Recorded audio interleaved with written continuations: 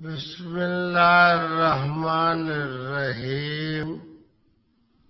بحیثیت طالب علم کے قرآن و سنت سے جو کچھ میں نے سمجھا ہے وہ یہ کہ آج 21ویں صدی کے اندر جب ہم نے بد کرداری اور بد اخلاقی کا دروازہ بند کرنا ہے تو قرآن و سنت کا خلاصہ یہ ہے کہ شادی ایک ہوگی اور نکاح متعدد ہوں گے، اور ہر وہ محترمہ جو کسی کی منقوہ نہ ہو اور آپ کی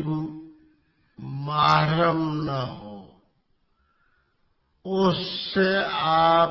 جو نکاح کریں گے، جو معاہدہ کریں گے وہ شرعی نکاح ہوگا۔ پھر میں جملہ کہہ دیتا ہوں کہ ہر وہ محترمہ